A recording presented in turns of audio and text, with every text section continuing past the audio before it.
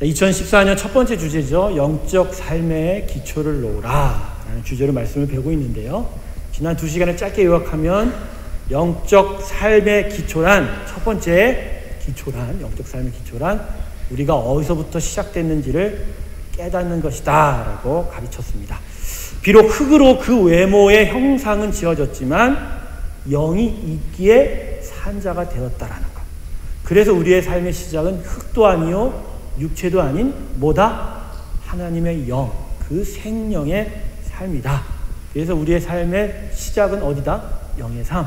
그래서 우리가 어디로 돌아가야 된다? 영의 삶으로 돌아가야 된다. 그래서 두 번째는 하나님의 말씀에 먼저 귀를 기울여야 된다라는 것이죠. 영이 살아있다라는 거. 여러분, 우리의 영을 살게 하는 것은 오직 하나님의 영입니다. 왜냐하면 우리의 영의 시작이 하나님의 영으로 시작됐기 때문에. 여러분, 귀신 씌었다, 귀신 들렸다는 것은 영으로 들어오는 게 아니라 혼으로 들어와서 우리의 이성과 감정과 의지를 장악해서 오해하게 하고 착각하게 하고 잘못 보게 한다는 것이죠. 결코 하나님의 영에 의하여 깨어진 살아난 영은 사탄 마귀가 틈타지 못합니다. 할렐루야. 죽은 영에게 들어오는 것이죠. 그래서 영이 살아있다는 것은 그 영의 시작이시고 그 영 자체이신 하나님과 관계를 맺는다는 거예요. 그분이 나와 관계 맺고 있다는 거죠. 근데 그 관계 맺는다라는 것은 결국 뭐냐? 그 관계를 만드신 하나님의 역사는 그분 아들 로고스 되시고 말씀 되신 아버지의 아들 독생자 예수의 일이다. 결국 그분의 말씀에 귀를 기울일 때 관계가 맺어지고 결국 영이 살아나고 영의 삶이 시작이 된다라는 것이죠. 할렐루야. 우리는요, 이런 차원에서 보면 세례의 의미를 좀 다시 깨달아야 합니다. 우리 요새 세례 받는 걸 너무 쉽게 생각하는데, 제가 연구한 바로는 초대교회 때 한 1년여 정도의 기간을 두고 세례를 받을 교육을 하고 준비를 하였다고 그러는데, 어느 학자는 장장 3년의 기간을 소요했다라고 주장하기도 합니다. 세례 받는 것에 우리 삶이 이제 영의 삶이 시작되었다, 영의 삶이 되었다라는 고백이 들어가 있기 때문에 세례 의미를 깨달아야 되는데요. 로마서 6장 4절 우리 자막으로 한번 볼까요? 로마서 6장 4절 말씀. 여러분 한 목소리 좀 읽어주시겠습니다. 같이 읽습니다. 시작.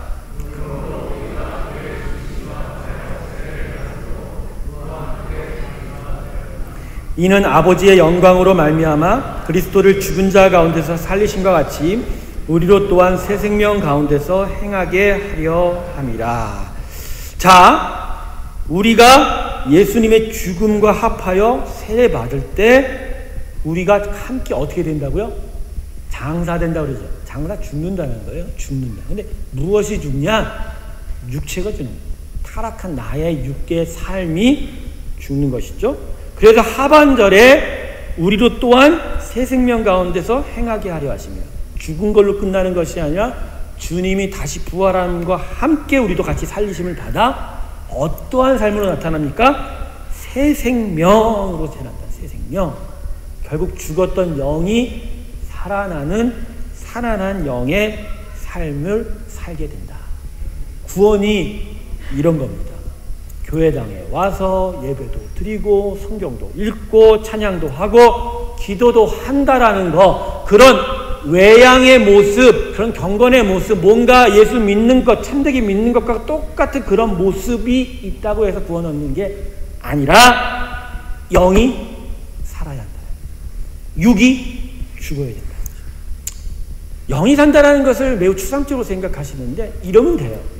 영이 산다는 건 무엇보다도 나의 참된 아버지가 누구인지를 알면 이미 영이 산 겁니다. 할렐루야. 오늘 이 시간에 내 영이 살았나 죽었나를 헷갈리신 분에게 분명한 답안지를 드립니다. 리트머스.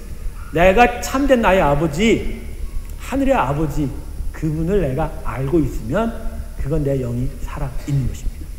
아무리 세상에 하나님 아버지를 알 수 있는 그 모든 것을 다 준다 할지라도, 다 그 앞에 우리가 핑계하지 못할지라도, 우리가 우준하여져서 어리석어져서 그것을 나무와 돌로 향하여 우리의 마음을 표현했다고 로마서 1장을 말하고 있지 않습니까?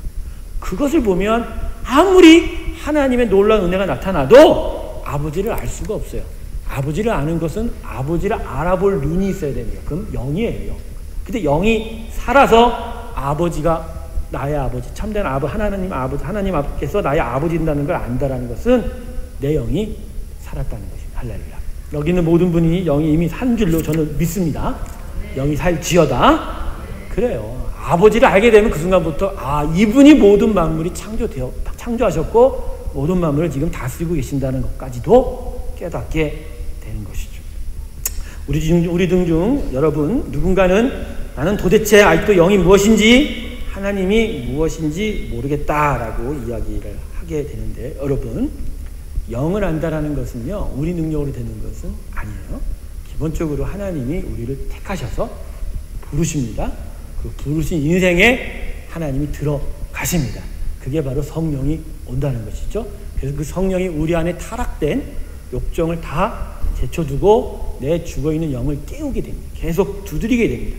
그래서 거기서 하나님의 말씀의 역사가 나타나게 된다는 것이죠. 그러니까 하나님을 아는 일은 사실 우리의 능력으로는 할 수가 없다는 거죠. 하나님이 오셔서 직접 역사해야 한다는 것이죠. 그런 의미에서 여러분 이 예배당에 와서 여기서 이렇게 예배를 드리고 손을 들고 찬양을 한다는 것 자체가 이게 놀라운 증거다. 움직일 수 없는 증거다. 여기 있는 모든 분들이 하나님의 택함과 부르심을 입은 줄로 믿습니다. 다 불렀다는 거예요. 여러분 우리가 교회에 와서 이 예배에 들어와서 이렇게 앉아서 예배하고 하나님을 부르진다는 게 이게 보통이냐. 살다 이런 기적은 따로 없습니다. 기적 찾지 마십시오. 나란 인생이 여기 들어와 예배하고 있다는 게 기적입니다. What a miracle. 다른 미러클이 없어요. 기적 찾지 마세요. 내가 여기 있는 게 기적이에요. 여러분 믿음 없다라고 너무 실망하지 마세요. 여기 앉아 있는 게 여러분 믿음이에요. 할렐루야. 물론 우리 중에 또 일부는 또 아닌 분이 있어요. 부모 때문에 예배당에 안 나올 수 없어서 나와 계신 분들이 몇 분 계시죠. 그죠? 이런 분들의 이름을 이른바 소위 말하여 모태신앙이다. 그런 얘기죠. 그런 분들은 몰라요. 왜? 태어나면서부터 나왔으니까 도대체 좋은지 안 좋은지를 모르고 들어온 거지 않습니까? 네, 이런 분들도 결국은 깨닫게 됩니다. 깨져야 됩니다. 결국 우리도 깨지지만 모태신앙도 깨지는 것이죠. 제가 요새요 깨지는 거에 대해서 좀 묵상을 해봤는데, 깨지려면 완전히 박살이 나야 된다. 할렐루야.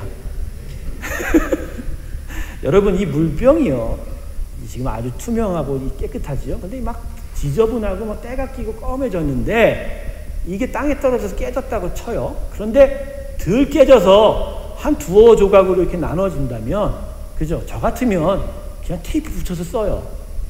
그죠? 한 두어 세 조각으로 나눠지면 그냥 테이프 붙여서 쓴다고요. 그러면 여전히 때가 끼고 더러운 것들이 그냥 남아있는 거지 않습니까?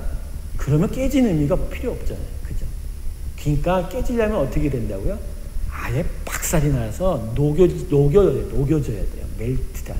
그래서 다시 만들어지는 일이 있어야 된다. 여러분 모태신앙이든지 처음부터 예수를 믿게 된 분들이든지 아니면 중간에 예수를 믿든지 무엇보다도 하나님 앞에 박살나야 됩니다. 할렐루야. 왜냐면요 바닥에 튕겨져야 솟구칠 힘이 있거든요. 떨어지는 가운데서는 절대로 위로 올라올 수가 없습니다. 비행기가 날다가 실속을 하면 그냥 가요. 그냥 가죠. 그러나 농구공은 떨어져야 다시 튀어오르지 않습니까? 여러분 우리 인생이 그래요. 타락하는 인생 결국 바닥을 쳐서 거기서 예수 그리스도의 힘으로 올라설 때 거기서 참된 구원의 나라로 들어갈 수 있게 되는 믿습니다. 할렐루야. 이런 것이 바로 우리의 인생이다. 그런데 제가 여기서부터 이제 질문을 던지면서 제 자신의 은혜를 좀 살펴보면서 말씀을 나누고자 하는데, 왜 우리 모두가 다 이렇게 하나님의 큰 은혜를 받았는데 도대체 살다 여기 들어올 수 없는 우리 인생인데 여기 들어와서 예배를 하고 하나님의 이름을 부르는 그 놀라운 은혜를 다 받았음에도 불구하고 왜 우리들 중 누구는 지금 영의 삶을 시작하고 있고 우리들 중 누구는 여전히 육의 삶에서 헤어나오지 못하고 있는가? 왜 누구는 참다운 생명의 삶을 지금 걸어가고 있고 왜 누구는 여전히 참된 그 구원의 삶을 시작조차 못하고 있느냐? 이건 너무나 아주 심각한 질문이다. 왜 같이 이 한 장소에서 이 같은 시간 안에서 이 같은 시간 속에서 오히려 영원의 시간으로 오신 하나님 안으로 다 들어갈 길이 열렸음에도 불구하고 어떤 자는 그 길로 들어가고 있지만 어떤 자는 여전히 그 길로 들어가지 못하냐. 여러분 그 이유가 뭘까요? 그 이유가 제가 분명히 그랬어요. 이 밖에 있는 사람은 하나님이 당신의 영으로 깨닫지 못하게 하기 때문에 하나님 도대체 알 수가 없을 수도 있죠. 그러나 여기 온 우리에게는 아버지의 영이 마음에 들어와서 우리에게 계속적으로 두드리고 계시기 때문에 몰라서라는 대답을 우리는 할 수가 없는 거예요. 여러분, 여전히 우리가 영의 삶을 시작하지 못하는 이유는 몰라서가 아닙니다. 몰라서가 아니라 하고 싶지 않아서요. 하고 싶지 않아서. 여기 있는 우리 모두에게 이미 성령께서 와 계시는데, 그래서 우리 영을 깨우시고 살아가게 하시려고 하는데, 그 하나님의 역사 앞에 우리가 이런 저런 핑계를 대고 피하고 있다는 것입니다. 이런 저런 핑계로 하나님 앞에 나 좀 봐주세요, 나 좀 봐주세요 라고 하죠. 그렇지만 하나님은 그 모든 핑계를 이렇게 해석하십니다. 아, 네가 그걸 원하지 않는구나. 제가 일도 많이 해야 되고요. 제가 참 바쁘거든요. 제가 참 힘든 삶을 살거든요. 아니야, 넌 사실 이거 원하지 않는 거야. 그러면서 이렇게 말씀하시죠. 그게 분명히 중요한지 너는 알고 있는데 다른 거 재미 붙여서 그래서 일로 오지 않는다. 여러분, 우리 자녀들이 공부가 중요한지를 모르겠어요? 걔네들 다 알아요. 학교 공부 중요한 거 알고 정말 제대로 배워야 되는 거 알죠? 그런데도 왜 놀까요? 왜 놀까요? 노는 게 좋으니까 노는 거예요. 노는 게 좋으니까. 노는 게 좋으니까 공부가 중요한지를 알아도 그거 안 하는 거예요. 안 하는 거예요. 이거 여러분 중요한 겁니다. 여러분. 우리가 몰라서 하는 게 아니라 하기 싫어서 안 하는 거다. 오늘 본문 말씀은 복음서에 기록된 40여 편의 예수님의 비유 중에 하나입니다. 그 중에서 제목을 보아의 비유라고 하죠. 천국은 이런 것이다 라고 시작하면서 천국을 발견한 자의 기쁨을 이야기하고, 그리고 그 기쁨이 있을 때 뒤따라 나오는 행동을 분명하게 표현해 주고 있습니다. 그래서 이 비유는 천국을 알고 있는 자에게 있어서 천국은 어떠한 가치로 작용해야 되는지를 우리에게 분명하게 가르쳐 주고 있다는 것입니다. 천국이 무엇인지를 알고 그 천국의 기쁨을 아는 자는 반드시 이렇게 행동하게 되어 있다를 이 비유로 가르쳐 주고 있습니다.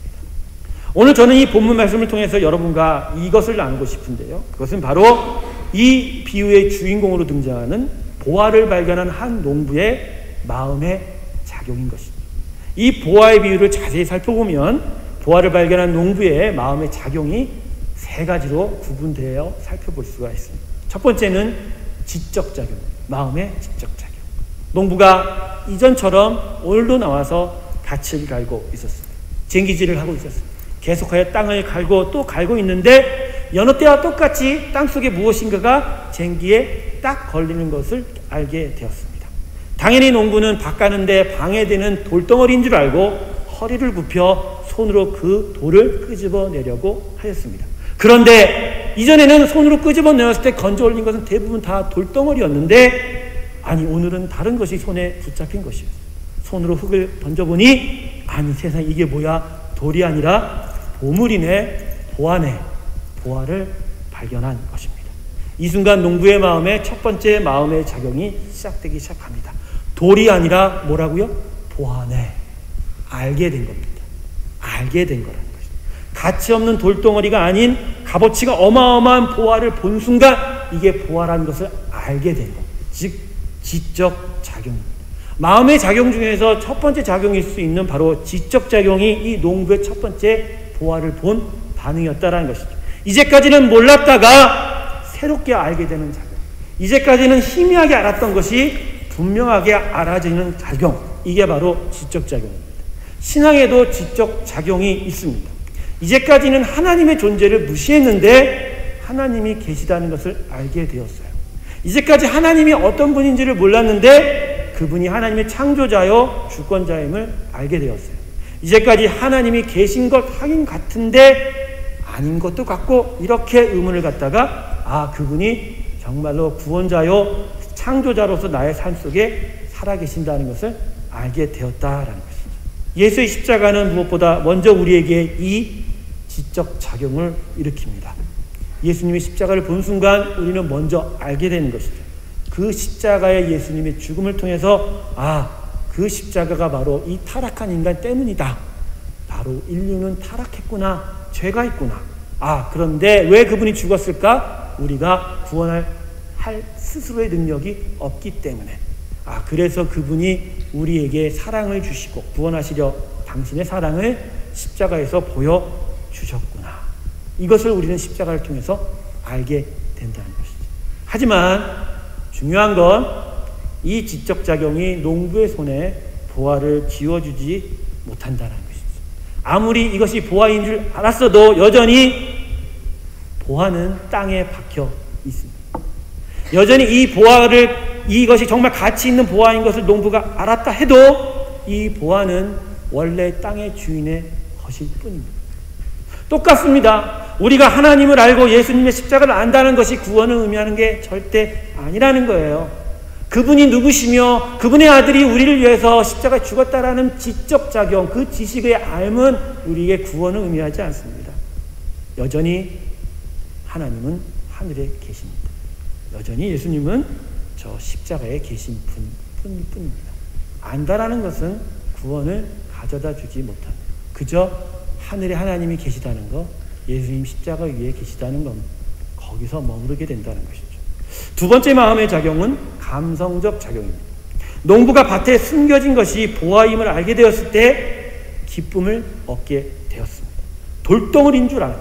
아무 감각 없이 그저 흙을 파헤쳤는데 보화가 튀어나오니 보화인 줄 아는 그 순간 그의 마음에 또 다른 마음의 작용이 혼합되어 나타납니다. 복합적으로 나타납니다. 왜? 농사 지으며 살았던 이 농부에게 이렇게 큰 보화는 난생 처음이어서 기쁨이 우러나온 거예요. 작은 소득을 올렸던 농부에게 이 보화는 너무나 큰 가치를 가져다 주기에 바로 보화인 것을 아는 순간 기쁨을 얻은 거죠. 기쁨이란 것은 바로 감정입니다. 농부의 마음에 지적 작용과 함께 두 번째 마음의 작용인 감성적 작용이 함께 시작되었습니다. 보화구나. 난 부자 되었네. 라는 기쁨이 생겨나게 되었다는 것이죠.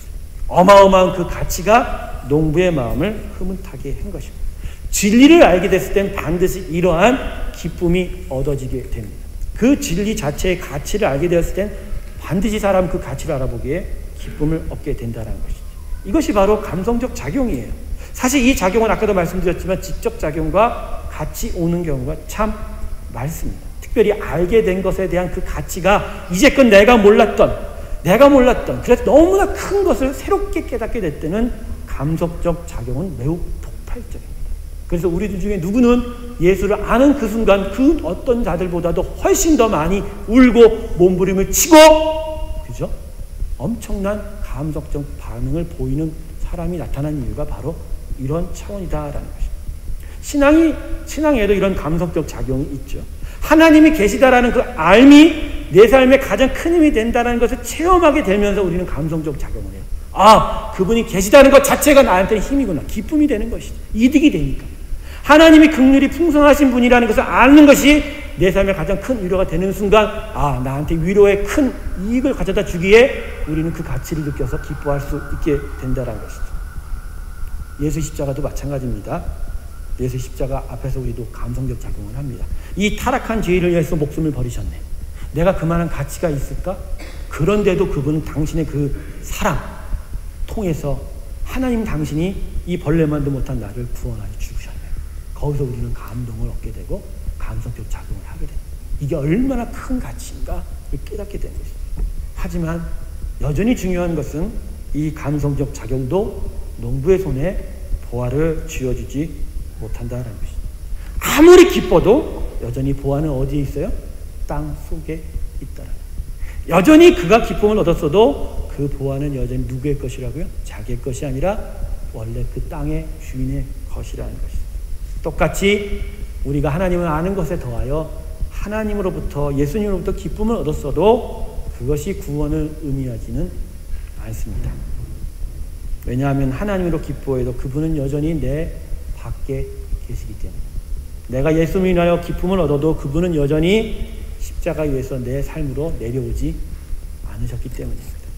세 번째 의지적 작용입니다. 농부가 밭에 숨겨진 것이 보화임을 알고 기쁨을 얻었을 때 그에게 욕구가 일어났습니다. 욕구가 일어났습니다. 욕망이 일어났습니다. 이거 내 것이면 좋겠는데. 이게 나의 소유가 되어 내가 이 보화의 주인이 되면 좋겠는데. 그래서 결국 농부는 어떠한 일을 합니까? 마음의 지적 작용과 감성적 작용 다음에 결국 농부에게 의지적 작용이 나타납니다. 집으로 돌아갑니다. 가서 모든 재산을 다 팔았습니다. 어쩌면 빚을 냈을지도 모르죠. 그리고 나서 그 밭을 샀습니다. 주변에서 그랬을 것입니다. 저 돌덩어리 많은 밭을 왜 사냐고 비아냥거렸을 것입니다. 그렇지만 이 농부는 아랑곳하지 않고 그 밭을 샀습니다. 왜요? 거기에는 정말 큰 가치, 너무나도 비교할 수 없는 놀라운 가치의 보화가 있기 때문입니다. 농부의 마음에 나타난 이 반응이 뭐죠? 의지적 반응이다. 마음의 의지적 작용이다. 이 보화를 갖고 싶다. 지적 작용은 보화네? 보물이네? 감성적 작용은 보화구나? 그런데 이 의지적 작용은 보화를 가지고 싶다. 값어치가 어마어마한 보화란 것의 가치가 농부의 마음에 소유하고픈 의지를 불러일으킨 것입니다. 결국 신앙에 있어서 중요한 부분은 이 부분이에요. 이 의지적 작용이 있어야 삶의 실제적 변화가 일어나게 된다는 것이죠. 안다는 거, 기쁨으로 반응한다는 거 결코 열매로 연결되지 않습니다. 그러나 결국 이것을 꾸준하게 나의 소유로 삼겠다라는 의지적 작용이 있을 때에 결국은 우리 삶 속에서 보화가 나의 소유로 가져지는 그런 일들이 나타나게 된다는 것이죠. 중요한 건 뭡니까? 지적 작용, 감성적 작용으로는 결코 소유할 수 없었던 그 보화가 이 의지적인 반응, 이 의지적인 작용을 통해서 농부의 손에 결국 들어가게 되었다라는 것이죠. 대신에 그는 무엇을 치루었습니까?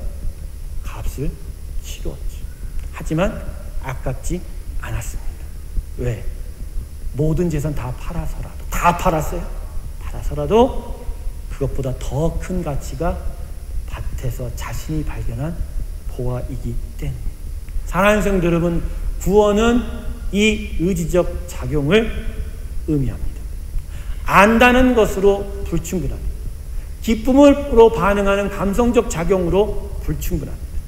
그분이 내 안에 들어와 내 소유가 될 때 우리는 구원받은 것입니다. 그래서 그 하나님이 저 하늘에 계시지 않고 내 안에 들어와 내 왕이 되실 때 우리는 구원 얻는 것입니다.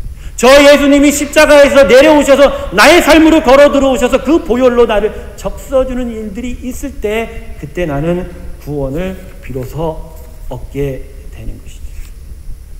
영의 삶을 살아갈 기회는 영의 삶의 가치를 가장 큰 가치로 여길 때입니다.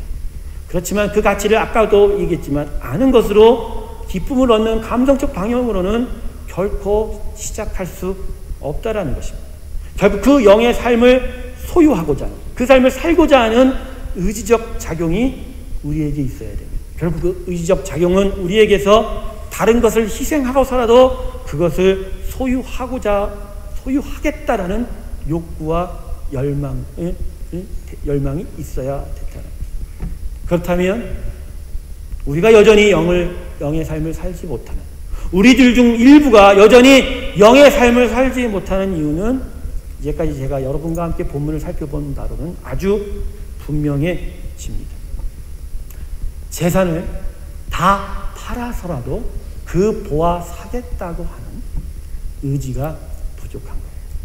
다른 것을 희생하고서라도 그 삶을 소유하겠다는 의지가 부족한 거예요. 국민학교 6학년을 내내 놀이터에서 딱지치기를 했어요. 구슬치기를 했던 저였습니다. 저는 워낙 은사가 다양해서 딱지는 다 저의 것이었고 그 모든 구슬은 저희 집에 다 깔려 있었어요. 그런데 중학교를 올라간 순간 제 얼굴 위에는 검은 모자가 씌워지고 제 상의와 하의는 검은 교복으로 포장되기 시작했습니다. 그리고 그것으로 동네를 지나가는데 내 동생들이 형! 구슬치기 안 할 거야? 그런데 그 순간 갑자기 저는 깨달았습니다. 이 검은 교복을 입고 놀이터에서 어떻게 내가 놀 수가 있을까? 나도 노는 것을 알았지만 그러나 그 노는 것을 포기했습니다. 왜? 이 검은 교복에 어울리는 삶을 살아야 하는, 그게 그 가치가 좋았다. 결국 저는 그 첫 번째 중학교 첫 번째 시험에서 전교 1등을 했습니다. 저의 자랑이라고 또 여기시는 분들이 있어요. 나는 그것이 좀 못맞다는 거예요. 내 자랑하고 싶어요. 왜요? 저는 그 순간 의지적인 반응을 한 겁니다. 노는 게 얼마나 좋은데, 그 구슬이 얼마나 좋은데, 그 딱지가 얼마나 좋은데, 근데 그걸 버렸습니다. 왜요? 학교 가서 공부하는 것이 더 중요하다는 것을 깨닫고, 그 깨닫는 안 것에서 머물지 않고 그것으로 제가 의지적 반응을 했다라는 것이죠. 여러분, 우리가 영의 삶을 시작하지 못하는 건 몰라서가 아니라 안 하고 싶은 거고요. 거기에는 다른 것이 좋다라는 반응이 있고요. 결론적으로 영의 삶을 소유하고 싶지가 않은 거죠. 이런 거예요. 그래도 예배당에 나와 있으니 하나님 좋죠, 예수님 좋죠, 주님의 삶 좋죠. 근데 좋아 보이는데 아직 그게 나한테는 그렇게 좋은 것처럼 안 느껴져요. 여전히 이게 좋아요. 여전히 이게 좋아요. 이거 좀 더 하면 안 될까요? 누군가 이렇게 묻습니다. 이것도 가지고 저것도 가지면 안 되나요? 본문을 다시 읽으십시오. 자기 재산 어떻게 했다고요? 다, 모조리, all, everything 팔았다고 했다. 그렇지 않았다면 밭에 묻힌 보화는 농부의 소유가 될 수 없습니다. 믿음의 선조인 아브라함의 삶의 최후의 사건이 무엇입니까? 결국 이 사건을 넘어서야 아브라함은 선택한 하나님의 백성의 기록으로부터 사라지게 됩니다. 그의 인생의 존재가 사라진 것이 아니라 하나님이 결국 그의 삶 속에서 더 이상 바랄 것이 없었다는 것이죠. 마지막 사건이 무엇인가요? 아들 이삭을 모리아산으로 데려갔지요. 가장 중요한, 어떻게 보면 하나님이 그 약속을 주셨거든요. 후손을 주셨다고. 100세가 다 될 때까지 기다렸던. 그래서 얻은 자식인데 그 자식을 달라고 하셨을 때 하나님은 아브라함 아무 말도 안 하고 자기 등에 이삭을 얻고 모리아산으로 올라갔다라는 거죠. 아브라함에게 가장 전부였던 그 이삭을 가지고 올라갔지요. 이 순간 아브라함의 마음에 어떤 작용이 있죠? 먼저 지적인 작용이 있어요. 하나님이 이 아들보다 우선하다. 두 번째 감성적 작용이 있어요. 하나님이 이제까지 나의 삶을 축복하셨다라는 그 기쁨. 그러나 가장 큰 작용은 그럼에도 불구하고 나는 하나님의 명령에 순종해야 돼라는 의지적 작용이 있었다는 것이. 거기서 이삭이 바쳐지지 않고 준비된 수양이 바쳐졌고 결국 그 사건으로 우리에게 예수 그리스도가 오시게 되었다. 결국 이 마지막 고비를 넘었을 때 아브라함은 하나님의 천국의 삶으로 들어갈 수 있었다. 우리가 영의 삶을 살아가지 못하는 것은 우리가 원치 않고 있습니다. 우리가 영의 삶, 구원의 삶을 제대로 살아가지 못하는 이유는 우리가 원하고 있지 않기 때문입니다. 아, 목사님 꼭 그런 것만 아니지요. 꼭 그렇게만 보셔야 되겠어요. 꼭 그렇게 삶을 그런 식으로 극단적으로 보세요. 진리는 극단입니다. 아, 사는 게 그리 쉽습니까? 이것도 있어야지 저것도 있어야지 압니다. 그러나 그건 우선순위가 아니라 2차 순위다라는 거예요. 오늘 설계 주제가 뭐죠? 제목이 관건은 우선 가치에 대한 순종이다라는 거예요. 아닙니다. 농부도 밭에서 보화를 얻은 후에 집에 가면서 여러 가지 생각을 했을 것입니다. 우리가 똑같은 생각을 했을 거예요. 밭에 있는 보화를 가지고 싶은데 그러자니 이 밭을 사야 되는데 주인이 먼저 가져가면 안 되니까. 근데 집엔 돈이 있나? 돈? 그 돈을 빌리면 되겠지. 없으면? 그런데 저 보화가 진짜 보화입니까? 저게 진짜 내 모든 재산 팔아서라도 그것보다 더 상회하는 그런 가치가 있을까? 얼마나 많은 의심과 그죠? 마음속에 얼마나 우유부단한 그런 여러 생각들이 오고 갔겠습니까? 많은 생각들이 가득 찼을 거라는 거예요. 그러나 결국 농부는 어떻게 했죠? 자기의 것을 버렸습니다. 밭에서 발견한 보화를 얻었습니다. 그리고 이 비유대로라면 천국은 마치 밭에 감추인 보화와 같으니 라고 했기에 결국 이 보화를 소유한 이 농부는 결국 자신의 것을 버리고 하나님의 것을 얻기로 결정한 농부의 것이라 하나님의 확정을 얻었다. 사랑하는 성도 여러분, 정말 구원을 원하십니까?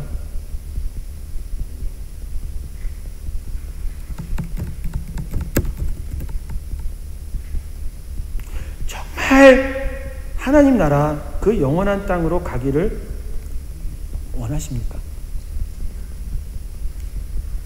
그냥 이 머리의 지식 속에 머물러 있는 답변 아니신가요? 그저 감성으로 한번 느낀 그 기쁨에 대한 어떤 일종의 희구, 그걸 찾고자 하는 어떤 그런 반응 아니신가요? 정말 그 하나님 나라를 원하신다면 왜 영의 삶을 시작하지 않습니까? 왜 영의 삶을 시작하지 않아요? 구원의 삶을 원하신다며요.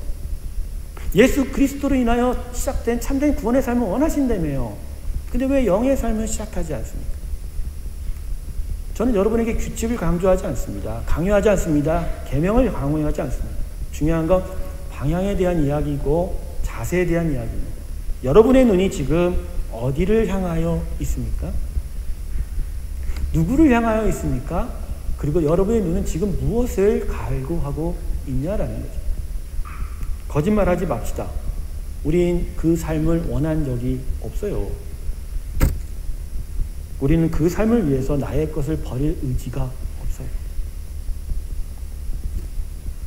우리가 사실 얻고 누리고 있는 구원에 대한 지식은 감성은 아까도 말씀드렸던 지적 작용과 감성적 작용에 불과합니다.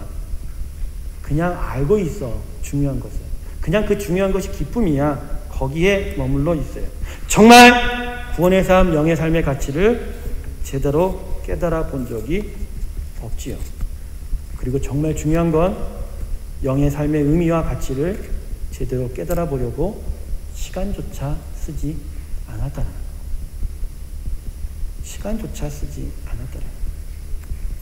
말씀을 정리하겠습니다. 심령이 가난한 자는 천국이 저희일 것입니다. 구원을 바라시는 여러분의 마음에 있는 모든 것들을 다 파서야 합니다. 그리고 감추인 그 보화를 자신의 것으로 만들려고 하는 그 강렬한 열망, 그 가난한 심령이 아니고서는 그 구원은 쉽게 우리의 손에 쥐어지지 않을 것입니다. 이미 하나님은 구원의 삶을 시작하셨어요. 우리를 택하시고 우리를 부르시고 우리 안에 들어오셔서 계속하여 말씀하십니다. 그럼에도 불구하고 그분의 두드리는 문소리에 결코 나는 원치 않아 라고 문을 잠그고만 있다면 과연 우리는 나중에 어떻게 될 것인가?